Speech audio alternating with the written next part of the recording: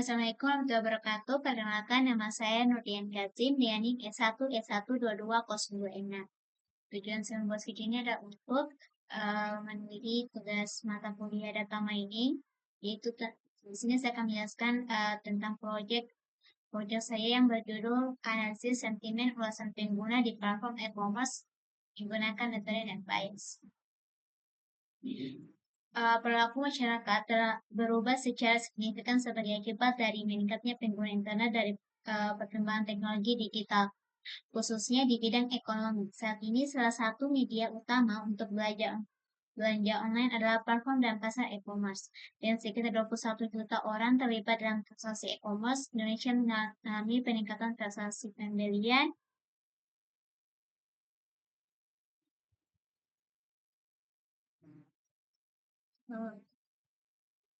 dan online sebesar 14,9% pada tahun 2022 menunjukkan perkembangan penting dalam adopsi teknologi digital secara masyarakat di negara ini. Pertumbuhan ekonomi yang berkelanjutan di tingkat nasional dan internasional juga sangat dipengaruhi oleh teknologi digital. Hal ini konsisten dengan penelitian Badan Pusat Statistik yang mengklaim bahwa penggunaan teknologi informasi dan internet secara signifikan meningkatkan penjualan produk dan efisiensi perusahaan. E-commerce telah berkembang pesat tetapi juga memunculkan kesulitan baru yang harus diselesaikan, terutama di bidang pengalaman pelanggan. Ketidakcocokan antara deskripsi produk dan kondisi aktual dari barang yang diperoleh, kualitas produk yang buruk, pembatasan pembayaran, dan masalah pengiriman adalah beberapa masalah utama yang sering ditemui pelanggan di platform e-commerce. Pelanggan sering menyuarakan semua masalah ini dalam evaluasi yang diposting di situs web e-commerce. Mengingat kuantitas evaluasi yang terus meningkat, sangat penting bagi bisnis untuk memahami bagaimana perasaan pelanggan tentang barang atau jasa yang mereka sediakan. Analisis sentimen yang mencoba mengklasifikasikan teks yang disediakan pengguna ke dalam 3 kategori utama, positif, negatif. Sangat penting untuk memahami opini konsumen. Bisnis dapat meningkatkan barang, layanan, dan pengalaman pengguna mereka dengan mengambil langkah yang tepat berdasarkan pemahaman mereka tentang sentimen pelanggan. Analisis sentimen juga berguna untuk merencanakan dan melihat pasar. Perkembangan teknologi digital dan internet telah mengubah pola interaksi antara konsumen dan penyedia layanan secara signifikan, khususnya dalam konteks pedagang elektronik. Aktivitas jual beli yang dulunya mengandalkan interaksi langsung, kini telah bergeser ke platform digital, di mana konsumen tidak hanya membeli produk, tetapi juga memberikan penilaian dan ulasan berdasarkan pengalaman mereka. Ulasan pengguna ini menjadi komponen penting dalam proses pengambilan keputusan konsumen sebelum membeli suatu produk serta menjadi indikator kualitas bagi penjual dalam memperbaiki layanan mereka. Oleh karena itu, ulasan pengguna di platform e-commerce mengandung informasi yang sangat berharga dan patut dianalisis lebih lanjut. Namun, tantangan utama yang dihadapi saat ini adalah volume data yang sangat besar dan bersifat tidak terstruktur. Ribuan hingga jutaan ulasan dihasilkan setiap hari tidak memungkinkan untuk dianalisis secara manual oleh pelaku usaha atau pengelola platform. Dalam konteks ini dibutuhkan suatu pendekatan analisis berbasis teknologi. Salah satunya adalah dengan menggunakan teknik text meaning dan natural language processing atau NLP. Salah satu pendekatan yang banyak digunakan dalam analisis teks adalah analisis sentimen, yaitu proses klasifikasi opini dalam teks menjadi kategori seperti positif, negatif atau netral. Melalui analisis sentimen dapat diketahui persepsi umum konsumen terhadap suatu produk atau layanan secara otomatis dan efisien. Salah satu metode yang umum digunakan dalam analisis sentimen adalah algoritma NetBias, yang merupakan bagian dari algoritma klasifikasi berbasis probabilistik. Keunggulan metode ini terletak pada kesederhanaannya, efisien komputasi, dan hasil yang cukup baik terutama untuk data teks berdimensi tinggi.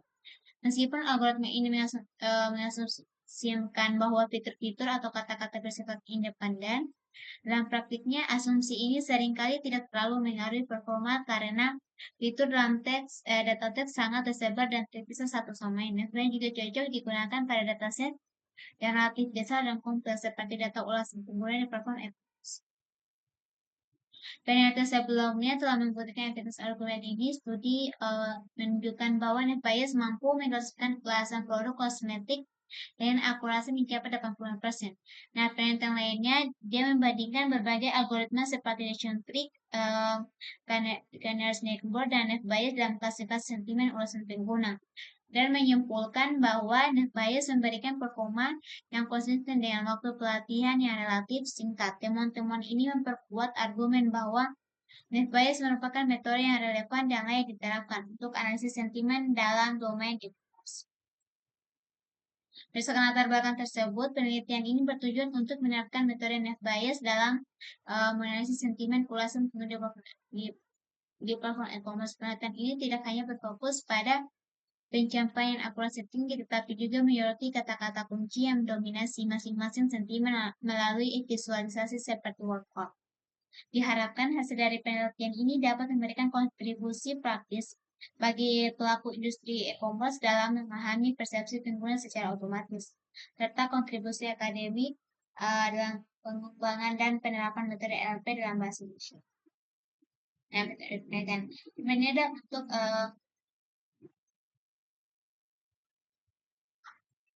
metode penelitian ini bagi beberapa fase utama. Terus pengumpulan data, persiapan, proses data. Pertama itu pengumpulan data.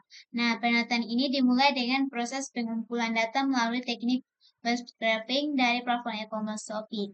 Data yang dikumpulkan berupa ulasan pengguna terhadap layanan Shopee terdiri atas beberapa atribut penting yaitu username, skor, tanggal dan waktu ulasan, serta isi ulasannya. Jumlah data yang berhasil dikumpulkan sebanyak 391.500 baris. Data ini mencerminkan persepsi dan pengalaman pengguna yang dinyatakan melalui tes ulasan dan penilaian skornya. Setelah itu yang kedua itu prapenulisan data. Setelah data terkumpul, dilakukan tahap prapenulisan data untuk memastikan kualitas dan konsistensinya. Tahap prapenulisan meliputi penghapusan data yang kosong dan duplikat. Kemudian dilanjutkan dengan numerasitas seperti scaffolding atau mengubah semua huruf menjadi huruf kecil. Penghapusan tanda baca, angka, dan karakter khusus. Selanjutnya dilakukan tokenisasi atau memecah teks menjadi kata-kata, stop word removal, atau menghapus kata-kata umum yang tidak memberikan makna khusus dalam analisis. Serta stemming.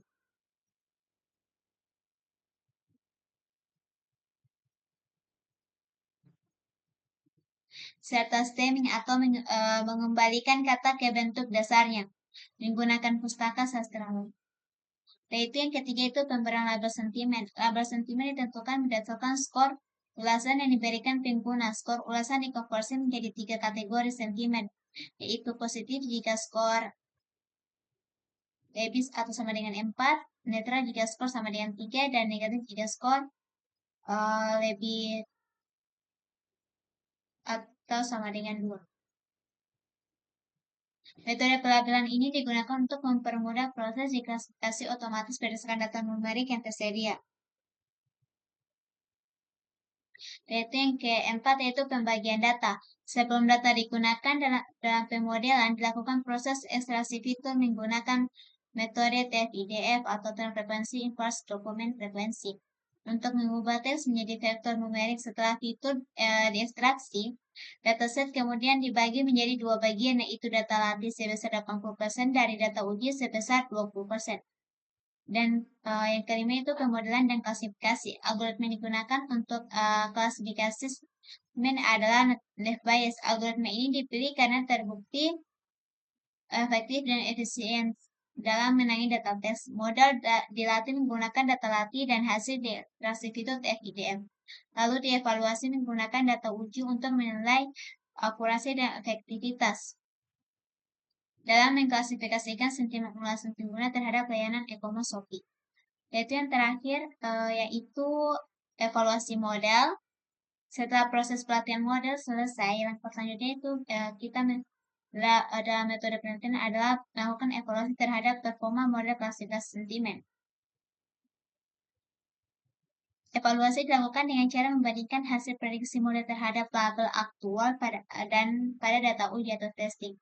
Beberapa metrik yang digunakan untuk mengukur performa model antara lain adalah akurasi, precision, recall, dan advanced score. Akurasi digunakan untuk mengukur seberapa besar proporsi prediksi yang benar dari keseluruhan data uji. Precision mengukur ketepatan prediksi untuk setiap kelas, sedangkan recall mengukur seberapa banyak data yang relevan berhasil dikasihkan dengan benar, dan advanced score merupakan rata-rata harmonis dari precision dan recall, dan digunakan untuk memberikan gambaran menyeluruh terhadap kinerja model, khususnya dalam kondisi data yang tidak seimbang. Selain itu, conversion matrix juga digunakan untuk menggambarkan jumlah prediksi benar dan salah pada masing-masing kelas, sehingga dapat diketahui pola kesalahan model. Evaluasi dilakukan menggunakan pustaka eksperimentasi dalam Python dan menjadi langkah penting untuk menilai efektivitas algoritma net bias dalam menyelesaikan tugas klasifikasi sentimen berbasis. Nah, kita masuk ke bagian hasil pembahasan. Setelah melalui tahap processing data, model net bias dilatih untuk mengklasifikasikan ulasan pengguna ke dalam dua kategori sentimen, yaitu positif dan negatif. Proses propagation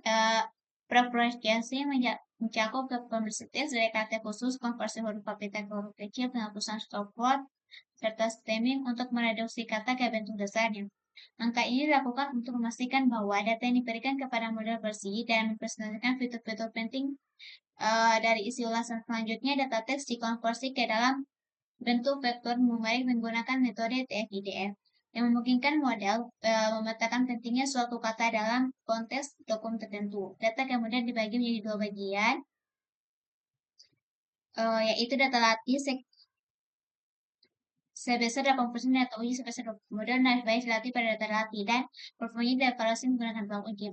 Dari hasil evaluasi diperoleh nilai akurasi sebesar 88% yang menunjukkan bahwa model memiliki kemampuan yang sangat baik dalam mengklasifikasikan sentimen ulasan pengguna. Dan itu ditampilkan function matrix yang menggambarkan bahwa model berhasil mengklasifikasikan sebagian besar ulasan dengan benar, baik dalam kategori positif maupun negatif.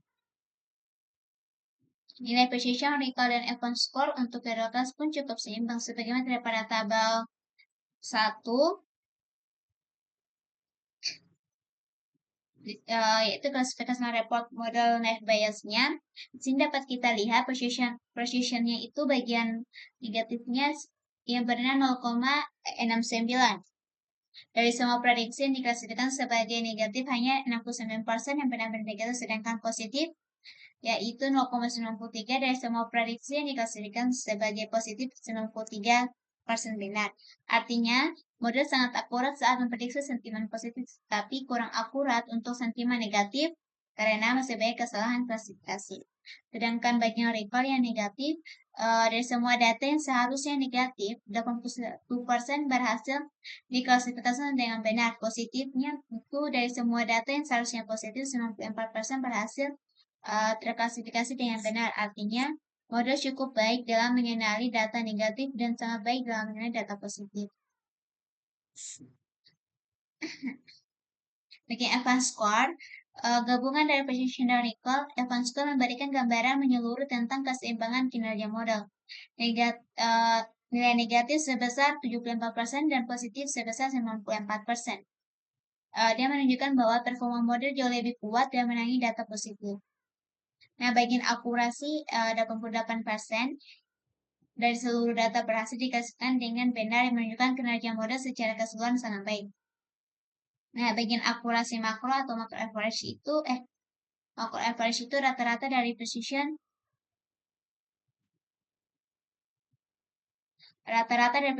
recall, dan advanced score untuk semua kelas tanpa mempertimbangkan jumlah data tiap kelas atau supportnya. Nah, average itu nilai ini cukup rendah karena performa model untuk kelas negatif lebih lemah, yaitu lebih lemah dan jumlah data pada kelas negatif jauh lebih sedikit dibandingkan kelas positif. Artinya, meskipun akurasi tinggi, model agak bias terhadap data positif dan distribusinya dominan. Nah, kesimpulan dari tabel Klasifikasi reportnya ini, modern bias yang digunakan dalam penelitian ini mampu mengklasifikasikan ulasan pengguna dengan akurasi tinggi sebesar 88%, dengan performa yang sangat baik dalam mengenali sentimen positif, namun performa untuk sentimen negatif masih perlu ditingkatkan karena precisionnya itu cukup rendah, yaitu bernilai 69%, yang berarti modelnya masih sering salah memprediksi ulasan non-negatif sebagai negatif. Hal ini juga terlihat pada nilai makro average-nya yang lebih rendah dibandingkan akurasi total yang menunjukkan adanya kata dengan klasifikasi interkelas. Untuk memahami lebih lanjut pola kata yang mendominasi setiap kategori sentimen, lakukan visualisasi data dengan menggunakan workout. Gambar 1 memperlihatkan workout untuk sentimen positif. Kita lihat di sini. Pada gambar 1 menampilkan visualisasi workout untuk sentimen positif memberikan gambaran mengenai kata-kata yang paling sering muncul dalam ulasan pengguna dapat dikatakan sebagai sentimen positif. Dari hasil visualisasi tersebut, tampak bahwa kata-kata seperti sangat membantu di Shopee, belanja di, dan sangat bagus itu dia mendominasi paling tampilan. Selain itu, frasa seperti gratis ongkir, terima kasih aplikasi ini mudah, dan lain-lain juga cukup sering ditemukan. Kata-kata ini mencerminkan aspek positif misalkan pengguna. Nah, kita ke bagian gambar 2 yaitu workout negatif. Pada gambar 2 ini dia menampilkan visualisasi workout untuk sentimen negatif yang menampilkan kata-kata yang paling sering muncul dalam ulasan pengguna yang bernada keluhan atau kekecewaan terhadap layanan di platform e-commerce.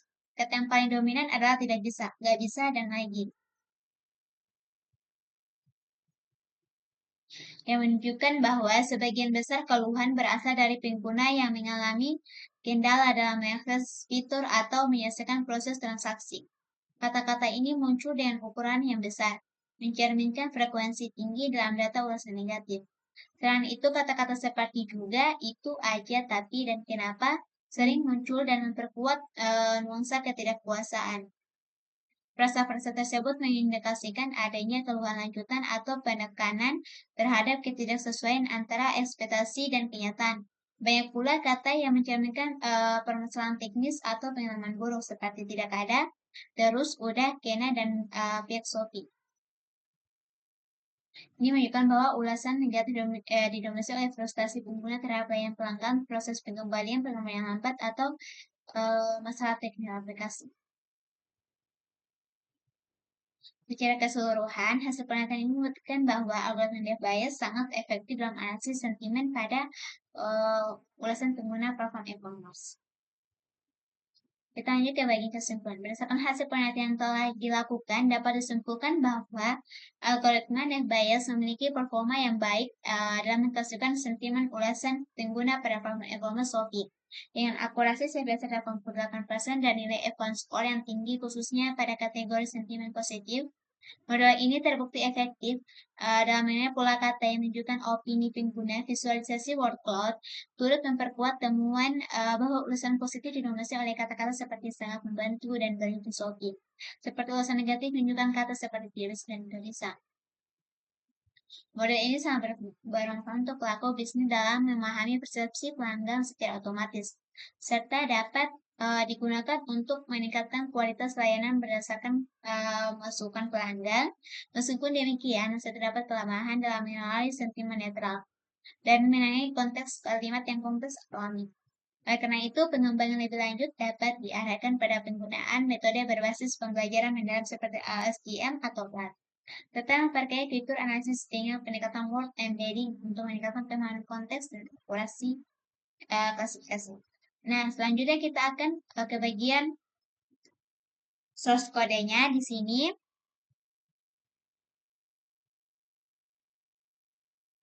Ini ada buat kolom konten ulasan yang bersih.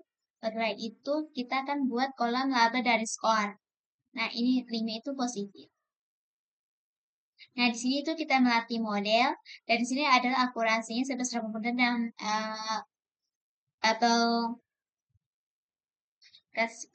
klasifikasi reportnya. Dan bagian sini itu adalah prediksi untuk data baru. Ini aplikasinya sangat membantu dan memudahkan belanja saya. Sentimen itu positif dan lambat dan sering error bikin kesal, sentimen itu negatif. Ini conversion matrix ini dapat kita lihat. Dan juga di sini dapat kita lihat distribusi sentimennya. Yang paling baik itu adalah positif sekitaran 25.000, 3 300.000. Dan netral itu mungkin sekitaran 4 ribuan atau negatif itu 1000. Mungkin itu saja yang dapat saya sampaikan. Lebih dan kurangnya mohon dimaafkan. Wassalamualaikum warahmatullahi wabarakatuh.